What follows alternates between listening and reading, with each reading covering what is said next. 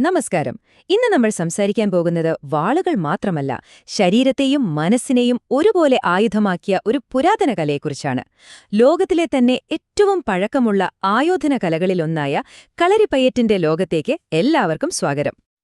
അപ്പോ ഇതാണ് കളരിപ്പയറ്റിനെ ചുറ്റിപ്പറ്റിയുള്ള ഏറ്റവും വലിയ ചോദ്യം.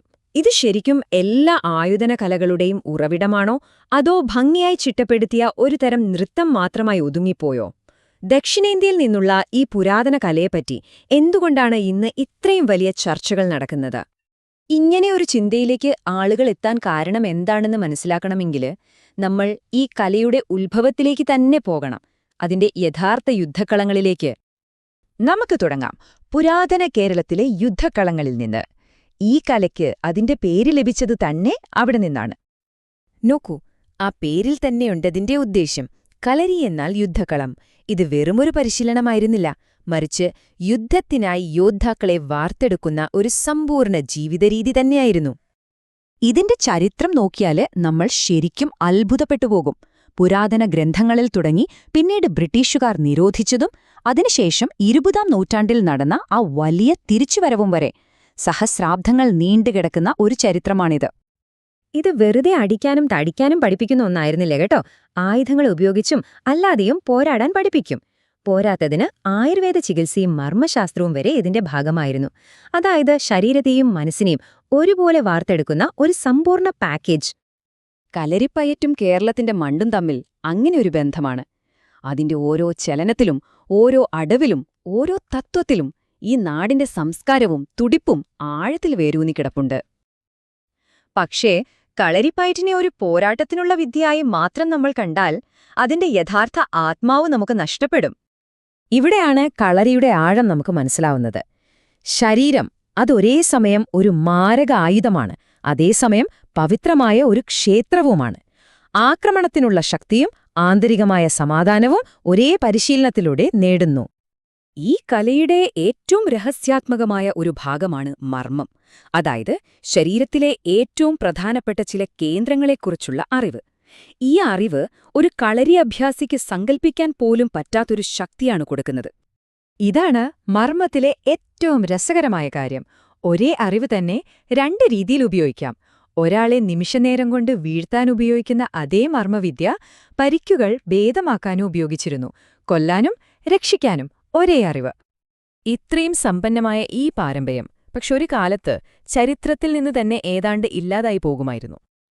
കാരണം 1800കളുടെ തുടക്കത്തിൽ ബ്രിട്ടീഷ് സർക്കാർ കളരിപ്പയറ്റിനെ ഒരു വലിയ ഭീഷണിയായിട്ടാണ് കണ്ടത്. കോട്ടയത്തെ യുദ്ധത്തിനു ശേഷം അവർ ഇത് നിരോധിക്കുക തന്നെ ചെയ്തു. പക്ഷെ അപ്പോഴും ചില ഗുരുക്കന്മാർ രഹസ്യമായിട്ട് ഇത് അടുത്ത തലമുറയ്ക്ക് കൈമാറി. അങ്ങനെയാണ് ഇത് അതിജീവിച്ചത്. പക്ഷേ ഈ ഒളിവു ജീവിതം കളരിയെ എന്നേക്കുമായി മാറ്റിമറിച്ചു. യുദ്ധക്കളത്തിൽ നിന്ന് അതിന് പുതിയൊരു വേദി കണ്ടെത്തേണ്ടതായി വന്നു. അങ്ങനെയാണ് നമ്മൾ ഇന്നത്തെ കാലഘട്ടത്തിലേക്കും നമ്മൾ ആദ്യം തുടങ്ങിയ ആ തർക്കത്തിലേക്കും തിരിച്ചെത്തുന്നത്. ഇന്ന് കളരിപ്പയറ്റ് ശരിക്കും ഒരു ഇരട്ട ജീവിതമാണ് നയിക്കുന്നത്. ഒരു വശത്ത് സിനിമകളിലും നൃത്തവേദികളിലുമൊക്കെ ഒരു കലാരൂപമെന്ന നിലയിൽ ഇതിന് ലോകമെമ്പാടും വലിയ അംഗീകാരമുണ്ട്. പക്ഷെ മറുവശത്ത് ഒരാധുനിക കായിക ഇനമെന്ന നിലയിൽ അതിന് വേണ്ടത്ര നിയമസാധുത കിട്ടുന്നുണ്ടോ എന്ന സംശയമാണ്. ഇതൊരു വെറും സൈദ്ധാന്തിക ചർച്ചയല്ല. ദേശീയ ഗെയിംസിൽ നിന്ന് ഇതിനെ തരം താഴ്ത്തിയപ്പോൾ അത് നേരിട്ട് ബാധിച്ചത് ഏകദേശം 200ഓളം കായിക താരങ്ങളെയാണ്. അവരുടെ വർഷങ്ങളുടെ കഠിനാധ്വാനത്തെയാണ് അത് ബാധിച്ചത്. ഈ ആശങ്കകൾ ഇന്ന് ഓൺലൈൻ ഫോറങ്ങളിലും മറ്റും സാധാരണമാണ്. ഒരു പുരാതന യുദ്ധമുറയ്ക്ക് ആധുനിക MMA പോലുള്ള കായിക രംഗത്ത് എന്ത് പ്രസക്തിയാണുള്ളത്? അതോ കളരിയുടെ സ്ഥാനം ഇപ്പോൾ സ്റ്റേജുകളിൽ മാത്രമായി ഒതുങ്ങിപ്പോയോ? അപ്പോ ഇത്രയും കാര്യങ്ങള് മനസ്സിലാക്കിയ സ്ഥിതിക്ക് നമുക്ക് നമ്മുടെ ആദ്യത്തെ ചോദ്യത്തിലേക്ക് തന്നെ തിരിച്ചുവരാല്ലേ? ഉത്തരം അത്ര ലളിതമല്ല. കാരണം കളരിപ്പയറ്റ് ഇന്ന് ഒരൊറ്റ കാര്യമല്ല. അത് ഒരേ സമയം ഒരു ആയോധന കലയാണ്, ഒരു ചികിത്സാരീതിയാണ്, ഒരു പ്രകടനമാണ്. അതിനെല്ലാമുപരി നമ്മുടെ സാംസ്കാരിക സ്വത്വത്തിന്റെ തന്നെ ഒരു പ്രതീകമാണ്. കാലത്തിനനുസരിച്ച് മാറുന്ന ജീവനുള്ള ഒരു പാരമ്പര്യമാണത്, മ്യൂസിയത്തിൽ വെച്ച ഒരു വസ്തുവല്ല. ഒരുപക്ഷേ ഇന്ന് കളരിയുടെ യഥാർത്ഥ മൂല്യമെന്നത് ഒരു പോരാട്ടത്തിൽ ജയിക്കുന്നതിലല്ല. അത് നമുക്ക് നൽകുന്ന അച്ചടക്കം, മെയ്വഴക്കം, നമ്മുടെ ചരിത്രവുമായുള്ള ആഴത്തിലുള്ള ബന്ധം. ഇവയൊക്കെയാണ് ആധുനിക ലോകത്ത് അതിനെ അമൂല്യമാക്കുന്നത്. അപ്പോൾ കളരിപ്പയറ്റ് നമ്മളോട് ചോദിക്കുന്ന അവസാനത്തെ ചോദ്യവും ഇതാണ്.